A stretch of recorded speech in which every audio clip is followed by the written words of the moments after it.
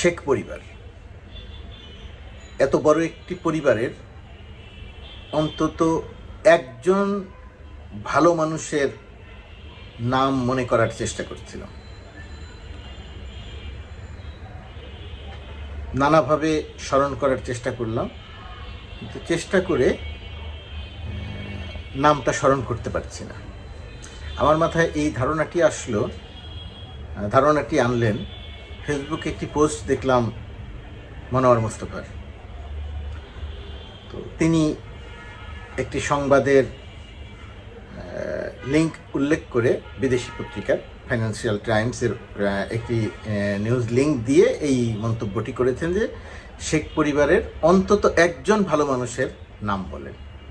তো সেটা থেকে আমি চিন্তা করলাম যে কোন নামটি আসতে পারে যে আমি সেখানে মন্তব্যে নাম লিখব যে এই মানুষটি শেখ পরিবারের ভালো মানুষ হিসেবে পরিচিত, তার ইমেজ ভালো, পাবলিক পারসেপশনে তিনি একজন সৎ বা তিনি একজন যোগ্য বা তিনি একজন ভালো মানুষ হিসেবে পরিচিত। কিন্তু আমি আমার চারিদিকে খুঁজে যাদেরকে চিনি জানি মানে শেখ পরিবারের সবাই তো কোনো না কোনোভাবে আমাদের চেনা জানা, কারোর সাথে পরিচয় আছে, কারোর সাথে হয়তো অত হৃদ্যতা নাই, কিন্তু তাদেরকে চিনি জানি, খুঁজে পেলাম না। তো এই কথা যখন আলোচনা করছিলাম, মাথার মধ্যে ঘুরছিল, তখন আরেকটি জিনিস মনে পড়ল।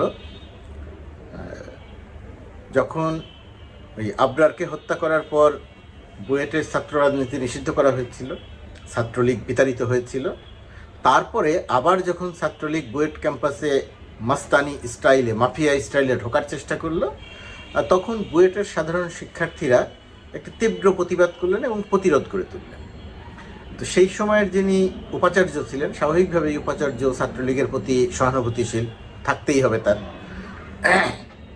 তো সেই উপাচার্য মিনমিন করছিলেন রাজনীতি বিষয়ে, ছাত্রলীগ বিষয়ে।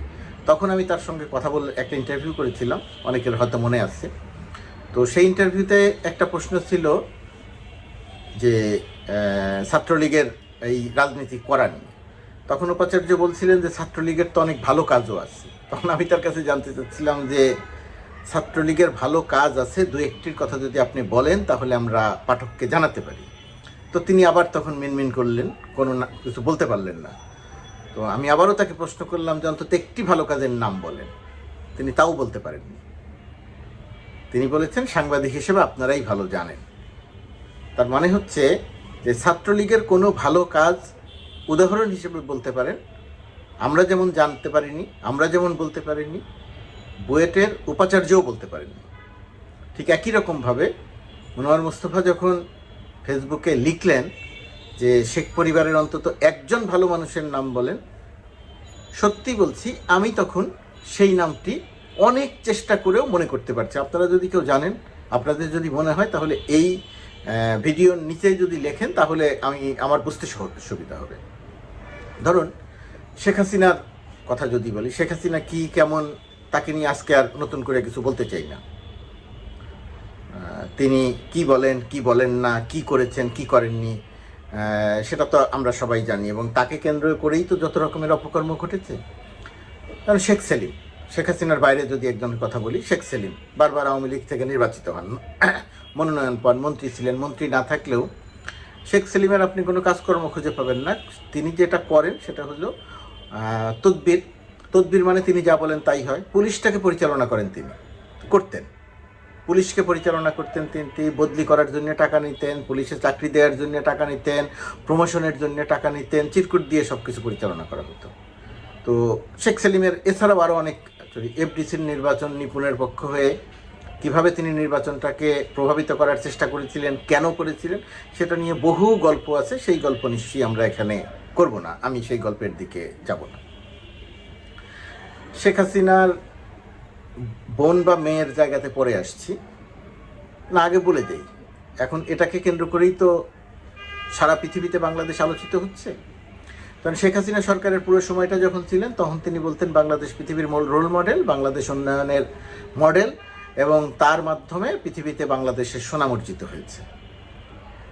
একজন কর্তৃত্ববাদী, একজন স্বৈরাচার, একজন একনায়ক জোর করে ক্ষমতায় থাকার জন্যে তিনি আলোচিত হয়েছেন, কিন্তু কোনো ভালো কাজের জন্য আলোচিত হয়েছেন সেরকম নজির দেখা যায়নি। তো এখন শেখ পরিবার আন্তর্জাতিক অঙ্গনে কিভাবে আলোচিত হচ্ছে? আন্তর্জাতিক অঙ্গনে আলোচিত হওয়ার বিষয়টি লক্ষ্য করে দেখেন। টিউলিপ সিদ্দিক শেখ রেহানার মেয়ে, শেখ হাসিনার ছোট বোন শেখ রেহানা, শেখ রেহানার মেয়ে টিউলিপ সিদ্দিক। টিউলিপ সিদ্দিক ব্রিটেনের নাগরিক, সেখানে তিনি 4 বারের, আমি যদি ভুল করে না থাকি, পরপর 4 বারের নির্বাচিত সংসদ সদস্য। এটা খুবই গুরুত্বপূর্ণ কৃতিত্ব, খুবই গুরুত্বপূর্ণ ব্যাপার। কিন্তু তিনি এখন এসে ধরা খেতে যাচ্ছেন যে জায়গাটিতে, অসততার জায়গাটিতে। আওয়ামী লীগের অর্থাৎ তার খালার শেখ হাসিনার ঘনিষ্ঠজন টিউলিপকে বিনামূল্যের ফ্ল্যাট উপহার দিয়েছেন। এখন বিনামূল্যে ফ্ল্যাট উপহার কেন দিবেন? এখানে যদি কারো কোনো স্বার্থ না থাকে, স্বাভাবিকভাবেই এটা বাংলাদেশে মাপ পেয়ে গেলেও ব্রিটেনে মাপ পাওয়ার কথা নয়, সেটা নিয়ে আলোচিত হচ্ছে। এটা ঘুষ নেয়ার মতো একটা ব্যাপার। টিউলিপ সিদ্দিক আলোচিত হচ্ছেন রূপপুর পারমাণবিক বিদ্যুৎ কেন্দ্রে যে বিশাল অঙ্কের ঋণ রাশিয়ার সঙ্গে তার মধ্যস্থতাকারী এবং $4 বিলিয়ন ঘুষ নেয়ার অভিযোগে তিনি আলোচিত হচ্ছেন আন্তর্জাতিক অঙ্গনে। ব্রিটেনের প্রভাবশালী গণমাধ্যম এক নাগারে এই সংবাদগুলো প্রকাশ করছে। টিউলিপ সিদ্দিকের ছোট বোন শেখ রেহানার ছোট মেয়ে রূপন্তী সিদ্দিক, তাকেও আওয়ামী লীগের শেখ হাসিনার ঘনিষ্ঠজন আওয়ামী লীগের পৃষ্ঠপোষক ফ্ল্যাট উপহার দিয়েছেন বিনামূল্যে। সেই ফ্ল্যাটে আবার একসময় টিউলিপ সিদ্দিক থাকতেন। যখন তিনি থাকতেন তখন বলেছিলেন এটা তার বাপ মা দিয়েছে। এখন এসে দেখা যাচ্ছে যে আওয়ামী লীগের পক্ষ থেকে আওয়ামী লীগের কোনো নেতা তাকে এই ফ্ল্যাটটি দিয়েছে, এটা এক ধরনের ঘুষ হিসেবে, এখানে শেখ রেহানা বা শেখ হাসিনার থেকে সুবিধা পাওয়ার জন্য। তো আন্তর্জাতিক গণমাধ্যমে গার্ডিয়ান বলেন, সানডে টাইমস বলেন, টাইমস বলেন, দ্য মেল বলেন, যত পত্রিকা বলেন, সবাই এক নাগারে এই সংবাদগুলো প্রকাশ করছে। শেখ রেহানার ছেলে ববি সিআরআই পরিচালনা করতে এখানে, তার কথা আগে বলেছে। গার্ডিয়ান সংবাদ প্রকাশ করে বলছে, ভারতের গণমাধ্যম সংবাদ প্রকাশ করে বলছে যে টিউলিপ সিদ্দিকির ভাই বোনেরা মিথ্যা ও গুজব ছড়ানোর যে মেকানিজম, সেটার সঙ্গে সম্পৃক্ত টিউলিপের ভাই বোনেরা। সিআরআই 400-500 ফেসবুক অ্যাকাউন্ট করেছিল, সেই অ্যাকাউন্ট দিয়ে তারা গুজব ছড়াতো, মানুষের চরিত্র হনন করতো। মেটা অর্থাৎ ফেসবুক সেটা শনাক্ত করে প্রায় 150-র উপরে তাদের আইডি বাতিল করে দিয়েছিল, বন্ধ করে দিয়েছিল। সেটা নিয়ে অনেক কিছু কথা হয়েছিল, হইচই হয়েছিল, কিন্তু সেটা কম হয়েছিল বাংলাদেশে যতটা হওয়া দরকার। আপনাদের আরেকটি গুজব ছড়ানো, এবং এটা ওই যে ববির কর্মকাণ্ড, এটা মনে থাকার কথা যে পৃথিবীর বিভিন্ন গুরুত্বপূর্ণ বিশ্ববিদ্যালয়ের প্রফেসর, বিশ্ববিদ্যালয়ের গবেষক পরিচয়ে অনলাইনে বাংলাদেশের গণমাধ্যমের কাছে লেখা পাঠানো হতো, সেটা সরকারের গুণগান, মূলত শেখ হাসিনা সরকারের মূলত গুণগান। বাংলাদেশের প্রায় সকল গণমাধ্যম কেউ জেনে বুঝে, কেউ বিভ্রান্ত হয়ে সেই লেখাগুলো প্রকাশ করেছে। ওই যে ডক্টর ডরিন চৌধুরী সহ এরকম বিভিন্ন নামে লেখা ছাপা হয়েছে, এবং এই পুরো কাজটা কোঅর্ডিনেট করতো ববি অর্থাৎ সিআরআই। সেটাই গার্ডিয়ান লিখেছে যে শেখ হাসিনার ছোট বোন রেহানার ছেলে মেয়েরা গুজব ছড়ানো এবং মিথ্যা প্রোপাগান্ডা ছড়ানোর সঙ্গে সম্পৃক্ত। আন্তর্জাতিক গণমাধ্যমে সংবাদ প্রকাশিত হচ্ছে। এই সংবাদগুলো কিন্তু প্রথমে বাংলাদেশের কোনো গণমাধ্যম প্রকাশ করছে না। শেখ পরিবার, রেহানা পরিবারের দুর্নীতির সংবাদ কিন্তু বাংলাদেশের গণমাধ্যম প্রকাশ করছে না, প্রকাশ করছে পৃথিবীর সবচেয়ে সেরা গণমাধ্যম হিসেবে পরিচিত। এবং বিদেশে কোনো একটা পত্রিকায় একটা সংবাদ প্রকাশিত হলে আওয়ামী লীগ বা শেখ হাসিনা যেভাবে সেটা নিয়ে কথা বলতেন, সেই সমস্ত পত্রিকা তাদের এই সংবাদগুলো প্রকাশ করছে। কি ভয়াবহ ব্যাপার!